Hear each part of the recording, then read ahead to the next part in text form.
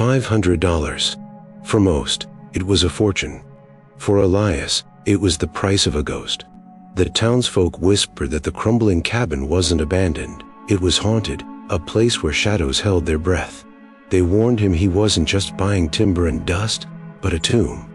What they didn't know, what Elias couldn't imagine, was that the most terrifying secret wasn't in the whispers of the wind, but buried beneath the floorboards, waiting for the frantic scratching of his loyal dog to unearth a truth that would demand a price far greater than coin.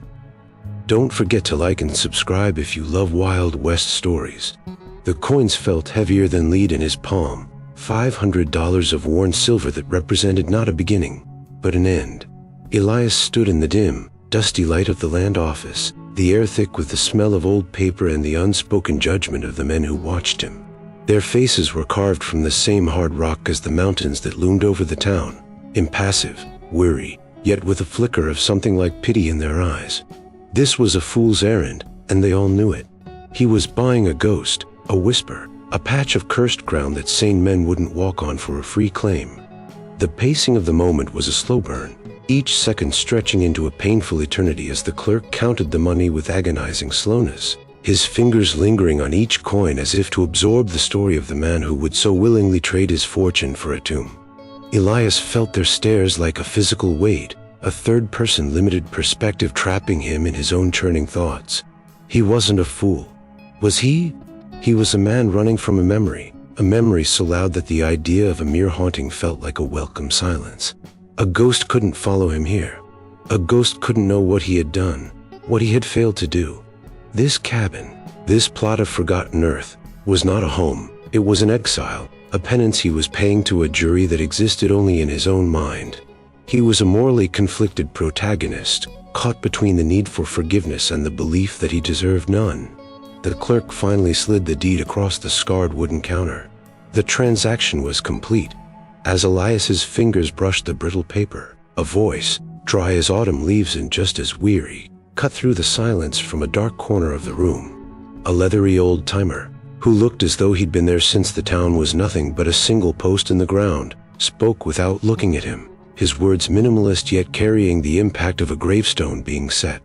The dialogue was woven directly into the oppressive quiet, not a conversation but a pronouncement. Some graves you don't pay for, son. They pay for you. The words didn't echo, they simply settled in the air, a piece of high-impact foreshadowing that coiled in Elias's gut. He didn't acknowledge the man, couldn't bring himself to meet his gaze.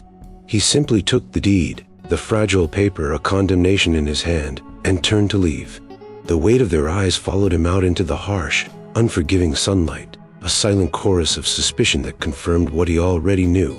He had just bought his own cage, and now he had to find the courage to lock the door. The door protested with a long, sorrowful groan, a sound like a last breath exhaled decades ago. Elias stepped across the threshold, and the world outside, the vibrant reds and oranges of the dying sun, vanished, swallowed by the deep, oppressive gloom of the cabin. Dust motes, ancient and undisturbed, danced in the single shaft of fading light before it too was extinguished, plunging him into a profound and suffocating silence. This was the haunting. Not a rattling of chains or a ghostly wail, but a quiet so absolute it felt like a presence, a silent witness. The air was cold, but it wasn't the simple chill of a mountain evening. It was a deep, penetrating cold that had nothing to do with temperature and everything to do with loss, an emotional metaphor for a tragedy that had seeped into the very timber of the walls. It was the cold of a room where a fever had broken the wrong way, the cold of a hearth that had forgotten the meaning of fire. He stood motionless, his hand still on the door, every nerve on edge. A floorboard creaked upstairs. Or did it? The wind. It had to be the wind. His internal monologue began, a frantic, quiet narration against the stillness. "What are you doing here, Elias? What did you expect to find?" He had come seeking quiet, a place where the screaming in his own head would finally stop. But this silence was different. It didn't soothe, it amplified. It listened. He took a hesitant step forward, his boots scraping against the gritty floor. The sound was a violation, an obscenity in this hallowed quiet. He could feel the history here, the weight of unspoken words and unseen tears. He ran the hand along the rough-hewn wall, and for a moment, he felt he was touching not wood, but skin. A memory of a life lived and lost within these four walls. This place wasn't empty. It was full of the space people used to occupy, full of the echoes of laughter that no longer rang out. He saw the outline of a simple cot in the corner, a dark shape against the deeper dark. A small table, an empty fireplace, a gaping mouth that had starved for warmth. The narrative pacing was a slow, deliberate burn, each observation building the tense, heartfelt atmosphere.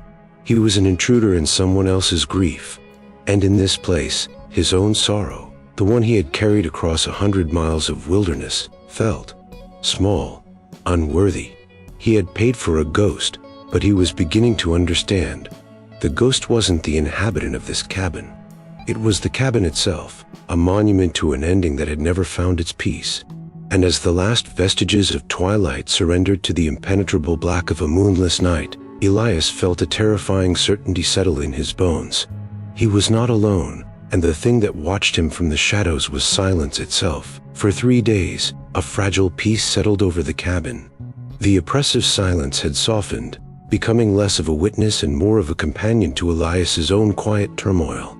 He swept the floors, cleared the hearth of ancient ash, and patched the worst of the chinks in the walls, the monotonous rhythm of the work a balm for his restless soul. His dog, Buster, a scruffy mutt with eyes full of unwavering loyalty, had been his shadow, a warm and living presence against the cabin's profound cold. But on the fourth morning, the rhythm broke. The pacing of their quiet existence began its rhythmic acceleration, a subtle shift that started with a low whine from the corner of the room. Elias looked over. Buster was standing stock still, his body rigid, his gaze fixed on the rough-hewn floorboards near their fireplace. His tail, usually a cheerful metronome, was tucked low between his legs. Elias called his name. The dog didn't move. An hour later, the whining had become a persistent, unnerving plea. Buster refused his food, ignored the open door in the cull of the wild morning. He just stood there, staring at the floor, a low growl occasionally rumbling in his chest. By noon, the scratching began. The sound was a sharp, frantic counterpoint to the cabin's stillness, the scrape of his claws on the old wood setting Elias's teeth on edge. "Stop it, Buster," he commanded, his voice sharp with irritation. "It's just a rat." But he knew it wasn't a rat. There was a desperation to the dog's actions, an insistence that went beyond a simple hunt. This was the first true contrast between innocence and violence made manifest. The simple, honest creature was reacting to a history, an unseen scent of tragedy that Elias, with all his human complexity and guilt, could not perceive. His initial annoyance soured into a growing unease, a cold knot tightening in his stomach. The dog would scratch until his paws were raw, pause to pant and whine, then begin his frantic work anew. He would not be consoled. He would not be distracted. He was a loyal soldier digging a trench against an invisible enemy. This was the moment the story's open loop was truly pulled taut, a question hanging in the dusty air like a noose. What does he sense that I cannot? The haunting Elias had braced himself for, the spectral figures, the disembodied voices, had never come. But this was worse. It was a tangible dread, a secret clawing its way up from beneath the earth through the frantic paws of his only friend. As the sun began to set, casting long, menacing shadows across the floor, Buster let out a sharp, desperate bark and began digging with a renewed fury, his entire body trembling with the effort. And Elias knew he could no longer dismiss it. Something was down there. Something the dog needed him to find. The frantic scraping of claw on wood was a sound Elias could no longer ignore. It was a plea, a demand. With a heavy sigh that surrendered to the dog's desperate instinct, he grabbed the small hand axe from his pack. The first strike of steel on the aged floorboard was a sharp, violent crack that shattered the cabin's long-held silence. Splinters flew. Buster barked, a sharp, encouraging sound, his entire body quivering with anticipation. Elias worked with a grim determination, his own conflict revealed through the forceful action, part of him needing to silence the dog, another, deeper part needing to know what lay beneath. The wood groaned, fought back, then finally gave way with a loud snap. He dropped the axe and pried the splintered plank loose with his bare hands. For a moment, He just stared into the darkness below. This was a classic cut-on reveal, a moment pregnant with possibility. The air that rose from the small, dark cavity was thick with the scent of damp earth, of decay, and of time itself. There were no spectral lights, no rush of cold air. There was only the dark, silent ground. Then he saw it. Tucked into a hollow scraped out of the dirt was a small wooden chest, no bigger than a shoebox. It was not a treasure chest bound in iron, but a simple, humble thing, its wood dark and softened with rot, its small metal latch rusted into a single, unmoving piece. The mystery was shifting, becoming more intimate, more human. With a grunt, he reached into the hole and lifted it out. It was lighter than he expected, almost impossibly so. The latch broke away into dust under the pressure of his thumb. He lifted the lid, his breath catching in his throat in a dramatic pause, his heart hammering against his ribs. Inside, nestled on a bed of what had once been straw, lay two objects. The first was a doll, hand-stitched from scraps of faded calico, its yarn hair unraveled, its button eyes staring up at him with a vacant, heartbreaking innocence. It was a thing made with love, for a small hand to hold. Beside it lay a thin journal, its leather cover warped and stained, its pages swollen with moisture. A fragile, forgotten voice. The haunting of the cabin was not a ghost, it was a memory. This was the delayed reveal, the story's true heart laid bare. A profound and heartfelt sadness washed over Elias, a wave so powerful it momentarily cleansed him of his own guilt. The cold of the cabin suddenly had a name. The silence had a story. He wasn't standing in a haunted house. He was kneeling in a grave, and the evidence of the life that had been lost, a child's toy and a silent testament, now rested in his hands. The fire crackled, alone, defiant heart beating against the cabin's profound chill. In its flickering, cinematic light, a visual metaphor of truth and darkness, Elias opened the journal. The cover was stiff, the pages warped and smelling of earth and forgotten time. He handled it with a reverence he didn't know he possessed, his calloused fingers tracing the faint, spidery script. The narrative structure immediately shifted, braiding his silent, watchful present with a voice from the distant past. The parallel storytelling began not with a whisper, but with a clear, simple declaration written in faded brown ink. May the 3rd, 1876. Jacob finished the roof today. He says the stars will not be our only blanket now, and I believe him. This land is hard, but it is ours. The voice was that of a young woman named Sarah, and her language, though simple, was deeply poetic and evocative, painting a world of stark beauty and fierce hope with every stroke of her pen. Elias read on, the world outside the small circle of firelight ceasing to exist. He saw the world through her eyes, the sweat on her husband Jacob's brow as he split logs, the boundless blue of the sky over their small claim, the taste of the first clean water from the well they had dug with their own hands. Her words were not just a record, they were a testament to a love that was as rugged and resilient as the landscape itself. Then, the tone shifted, becoming even more heartfelt and sincere. June the 10th. My little Rose took her first steps today, her hands clutching my skirts as she stumbled toward her father. Her laugh is the only music this valley needs. It is a sound that could make wildflowers grow from stone. Rose. The name struck Elias like a physical blow. He glanced at the small, pathetic doll lying beside him, its button eyes seeming to watch him in the firelight. He picked it up, its worn fabric soft against his rough skin. The journal continued, weaving the doll directly into the narrative. I stitched a small dolly for her from the scraps of my good apron. She calls her Lily and carries her everywhere, whispering secrets into her cloth ear. The words on the page were a bridge across time, transforming the cabin around him. The cold shadows were no longer just empty spaces. They were the corners where a child had played, where a family had dreamed. The suffocating silence was no longer an absence. It was filled with the echoes of a lullaby, the ghost of a life that had been so vibrant, so full. Elias felt his own carefully guarded sorrow begin to erode, washed away by the simple, powerful current of Sarah's story. He was no longer just a man hiding from his past. He was a witness. He had paid for a ghost, but he had found a voice, and now, under the watchful eyes of a stitched doll, he had no choice but to listen until the very end. As Elias turned another page, The firelight seemed to lean in closer, as if the two were straining to read the delicate script. The narrative shifted from the solitary struggle of a settler family to something more profound, a secret alliance, a bridge built between two worlds. August 2nd. I met a woman today, while gathering berries by the creek. Her people live in the shadow of the mountains, a people my own fear without knowing. Her name is Lena. She did not speak at first, but she watched me with eyes that held no judgment, only a deep, quiet understanding. She saw the worry on my face for Rose's cough and pointed to a weed I would have trampled, crushing its leaves in her palm and motioning for me to smell.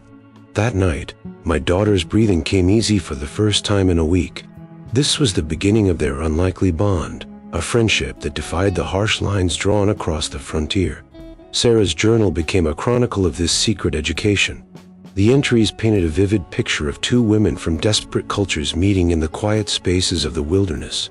Lena taught Sarah the language of the land. She showed me which roots to boil for pain, how the curl of a leaf can predict the rain. She speaks little of my tongue, but her meaning is always clear. Once, as a storm gathered, she pointed to the racing clouds and said, her voice soft but full of gravitas, "The sky is angry. We must be humble." This dialogue, used sparingly and woven into Sarah's heartfelt narration, underscored the depth of their connection. Their friendship was a vehicle for cultural bridging, a quiet act of rebellion against the ignorance of the world around them. The ultimate testament to their bond came that winter, during a blizzard that buried the world in white. Jacob was away, caught in town by the sudden storm. Sarah's time had come. Alone, terrified, she thought she would be lost. But through the howling wind and snow, Lena appeared, a silent figure of strength and calm. She was the one who held Sarah's hand, who coached her through the pain, who caught baby Rose in her steady arms and cleaned her by the firelight. She saved us both, Sarah wrote, her script shaky but firm. She looked at my daughter, this tiny new life, and then at me, and whispered a word in her own language. When I asked what it meant, she simply said, hope. In that moment, she was not of another people. She was my sister. She is my sister. Elias paused, the weight of those words settling upon him. This cabin was not just a place of death. It had been a sanctuary, a place where a bridge had been built, strong and sacred. And he knew, with a certainty that chilled him more than the night air, that such a beautiful thing could not have been allowed to last. The warmth of the fire seemed to recede as Elias's eyes fell upon a new entry, the date marking a clear and terrible turning point. The journal's tone now became a low, tense hum of anxiety. The poetic language that had painted a picture of life now began to foreshadow death. September 14th. A man came today. He did not come to the door but sat upon a great black horse on the ridge overlooking our spring, watching. He stayed for an hour, a statue of a man, and the silence that came from him was colder than any winter. Jacob says his name is Silas Kane. This was the antagonist's introduction, not with a clash of steel, but with the quiet, unnerving weight of his presence. Sarah's elegant script detailed her growing dread as Kane's shadow fell across their small world. He was, as she described him, an emotionally complex man driven by a profound and dangerous entitlement, a king surveying a corner of his kingdom he had only just noticed and now desired. The conflict was a simple one, the year-round spring that bubbled from the earth on their claim, the very lifeblood of their homestead. To Sarah and Jacob, it was a gift. To Silas Kane, it was a resource. His first words to them were not a negotiation, but a decree, recorded verbatim in Sarah's shaky hand. He had written down to their fence line, his gaze sweeping past them to the clear, bubbling water. He had looked at Jacob and said, his voice calm and steady, a spring like that is meant for cattle, not a single family. This valley has needs. I will give you a fair price for your trouble. The threat was not in the words themselves, but in the chilling certainty with which they were spoken, the absolute conviction that this land, their land, was already his. When Jacob refused, Kane's face did not twist in anger. A flicker of something, disappointment, perhaps, at such an illogical obstacle, crossed his features before he simply nodded. "As you wish," he said, his voice devoid of emotion, before turning his horse and riding away. That was when the true foreshadowing of violence began. A week later, Their fence was cut.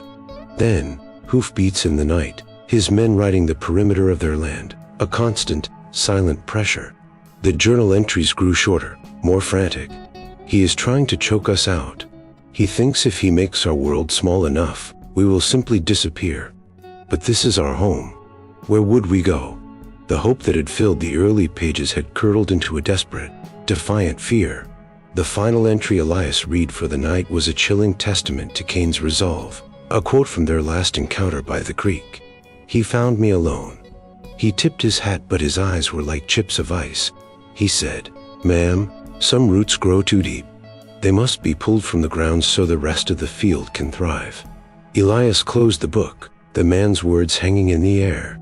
The fire cast long, dancing shadows on the wall that now looked less like ghosts and more like men on horseback, waiting. His hands, steady until this moment, began to tremble as he turned to the final, blotched pages of the journal. The elegant, hopeful script was gone, replaced by a frantic, jagged scrawl that barely clung to the lines, a testament to a handwriting against time itself. This was the emotional climax of the past narrative, the heart of the cabin's long, silent scream. October 2nd. Theo coming. The sun is bleeding out on the horizon, and I see them on the ridge. Not just him. A half-dozen men. Dark shapes against the blood-red sky. The pacing accelerated into a frantic, staccato rhythm, each sentence a hammer blow. Hoofbeats. Not a gallop. A walk. Slow. Deliberate. The pace of men who know they have already won. Elias could almost smell it, the evocative, sensory-rich language pulling him back through the decades, the phantom scent of sweat, cheap whiskey, and the bitter smoke of cigars drifting on the evening air. The violence was not explicit, but it was in every word. Jacob has barred the door. He holds his rifle, but his hands, they are the hands of a farmer, not a killer. He tells me to take Rose and hide. He tells me he loves me. His voice does not shake.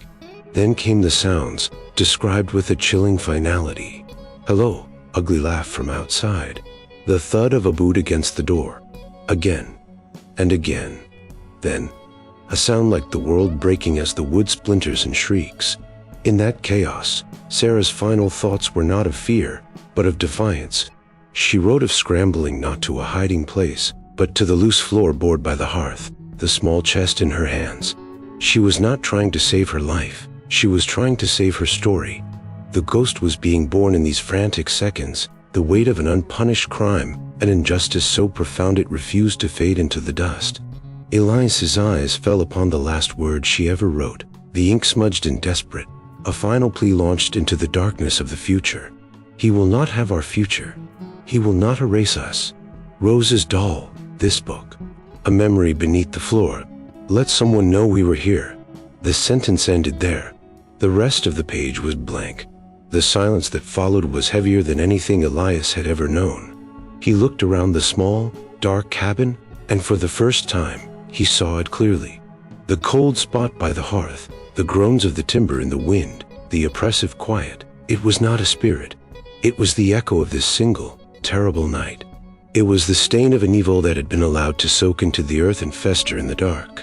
The final entry was a message in a bottle, and he, 100 miles from his own life, a man running from his own ghosts, had just washed ashore and found it. He was the someone. The dawn brought no comfort, only a stark, gray clarity. The story of Sarah, Jacob, and Rose was no longer confined to the brittle pages of the journal. It had filled the cabin, breathed life into the shadows, and settled upon Elias like a shroud.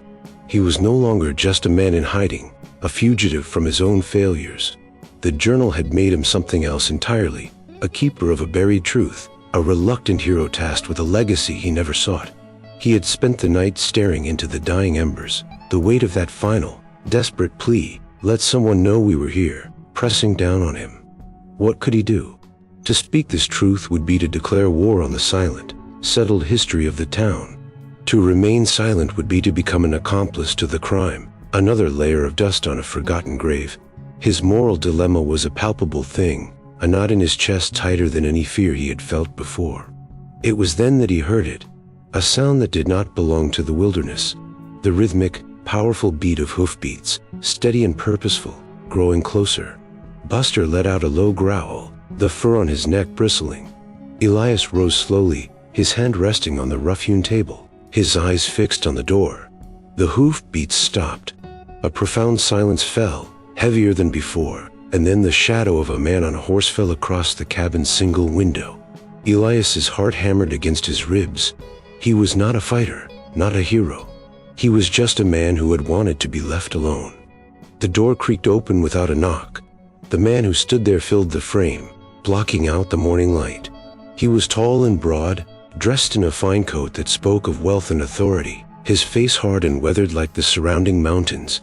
His eyes, cold and assessing, swept the small room, his character revealed through tense action rather than exposition. They passed over Elias as if he were another piece of furniture, then settled on the disturbed floorboards, the pile of rotted wood, and finally, on the small calico doll sitting next to the journal on the table. He stepped inside, his polished boots making a sharp, alien sound on the floor. He didn't introduce himself. He didn't have to. Power was his introduction. He was Marcus Kane, and this cabin, this land, this story, he wore it all like a brand. His gaze finally met Elias's, and the minimalist, high-impact dialogue began. "You've been busy," Kane said, his voice a low, dangerous rumble. It wasn't a question. It was an accusation. Kane's eyes, chips of cold blue ice, were not on Elias. They were fixed on the journal. He moved with a slow, deliberate grace that was more menacing than any sudden aggression, circling the small table like a wolf assessing a trap. The air grew thick, the silence in the cabin no longer one of grief, but of imminent violence. The dialogue, when it came, was minimalist, each word a veiled threat designed to escalate the suffocating tension. "Find something interesting?" he asked, his voice a low rumble that seemed to vibrate in the very floorboards. He gestured with his chin toward the open book. Old stories, good for nothing but kindling. He stopped opposite Elias, the small table the only thing between them. His gaze was a physical weight, pinning Elias in place. This was a man accustomed to getting what he wanted, a man whose entitlement was a force of nature, inherited and perfected. Elias said nothing, his hand resting on the worn leather cover of the journal as if to protect it, to shield Sarah's voice from this man's predatory silence. Then, Kane's eyes flickered to the calico doll, and for a split second, a crack appeared in his composure, a brief, unguarded flash of recognition, or perhaps annoyance, at this small, undeniable piece of evidence. He reached inside his fine coat and produced a thick fold of cash, dropping it onto the table with a soft, obscene thud. The bills were crisp, clean, an insult in the dusty, sacred space. $5,000, Kane stated, not offered. For the cabin. And its contents? You can be a ghost yourself by morning. The number hung in the air, a staggering sum that promised a new life, a clean slate. Elias's mind reeled. This was it, the profound moral dilemma made real. $5,000 could buy passage anywhere. It could buy a new name, a new past. It was the key to the cage of his own guilt, a chance to outrun the memories that had chased him into this wilderness. He could take the money, burn the book, and walk away. He could bury Sarah's story right next to his own. No one would ever know. He would be free. Kane seemed to read his thoughts, a faint, cynical smile touching his lips. He pushed the stack of bills a few inches closer. "Every piece of land has a price," he said, his words dripping with the implication that everything, and everyone, was for sale. Every story, too. Price is just a matter of finding the right number. The words were a poisoned dart, aimed at the heart of Elias's wavering resolve. This wasn't a transaction, it was an erasure. It was blood money, offered to sanctify a legacy of silence. Elias looked from the stack of bills, his future, to the faded doll and the shaky, desperate script in the journal, their past. He was caught between two graves, his own and theirs, and the price of leaving one was to seal the other shut forever. The $5,000 lay on the table, a monument to a future Elias had just rejected. He left it there, a stack of paper lies, and took only the journal and a small calico doll. The walk to town was not a journey of a man seeking a fight, but of a messenger carrying a burden that was not his own. The pacing of his steps was steady, a slow drumbeat counting down to a reckoning. When he reached the center of town, the dusty square where his own story had begun just days before, he did not seek out the sheriff or the preacher. He simply stopped, turned, and stood on the bottom step of the land office, the place where the lie had been sanctified on paper. People stopped. A blacksmith's hammer fell silent. Conversations on the saloon porch trailed off into whispers. The narrative began to accelerate to its peak as a crowd slowly, cautiously, gathered around him. From the corner of his eye, he saw Marcus Kane step out onto the balcony of the hotel, a look of cold amusement on his face, a king watching a peasant's foolish last stand. Elias did not meet his gaze. He didn't shout. He didn't accuse. He didn't condemn. He simply opened the journal. The visual cue was a slow, imagine zoom onto his face, the flickering, intimate firelight of the past now replaced by the harsh, unforgiving sun of the present. And he began to read. He gave them Sarah's voice, pure and unbroken. He spoke of her hope, of the husband she adored, of the way the sun set over their small claim. He read the words, "My little Rose took her first steps today. Her laugh is the only music this valley needs." A murmur went through the crowd. He spoke of her secret friendship with Lena, a bridge between a world built on kindness and trust. He read Lena's words, spoken in broken English but with perfect clarity. "The sky is angry. We must be humble." Then, the tone shifted. He read of the shadow's approach, of a man on a black horse who coveted their spring. He gave them Silas Kane's own words, the threat veiled in civility. "Some roots grow too deep. They must be pulled from the ground so the rest of the field can thrive." The crowd was silent now. A sea of faces turned toward him. Then, slowly, toward Marcus Kane, whose amusement had curdled into a mask of stone. This was the dark to light transition, a hidden evil being dragged, gasping, into the light. Finally, Elias's voice, thick with an emotion that was not his own, read the last, desperate entry. He didn't read of the violence, only the final act of memory. "He will not have our future. Let someone know we were here." He closed the book. The only sound was the wind stirring the dust. He had not fired a shot, had not thrown a punch. This was conflict resolution through truth, not violence, an inspirational tale unfolding in real time. Then, he held up the small, stained calico dollar for all to see. He said nothing else. He didn't need to. The silence that answered was the loudest sound the town had ever heard. The wind picked up, swirling dust around the steps of the land office, but no one moved. The story, once freed, hung in the air, as real and tangible as the mountains on the horizon. The town's founding myth, a story of hardy pioneers taming a wild land, had been shattered, replaced by a tale of theft and murder.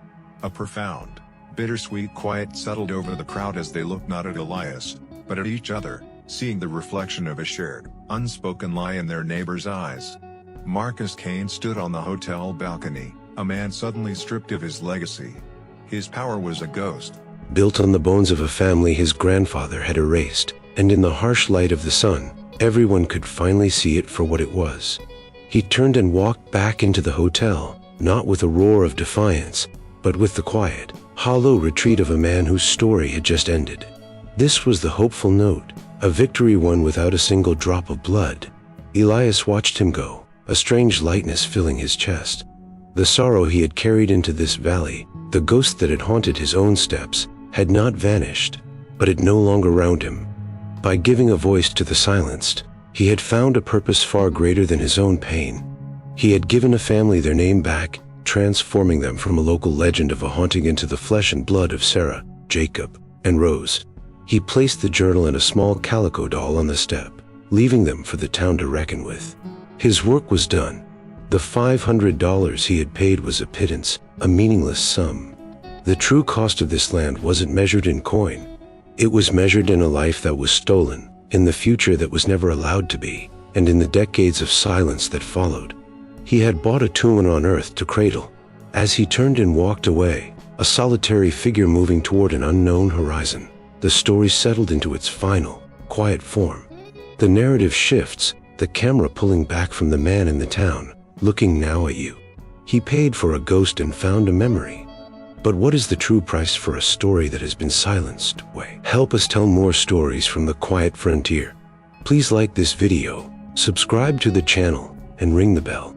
You'll be the first to know when the next chapter arrives.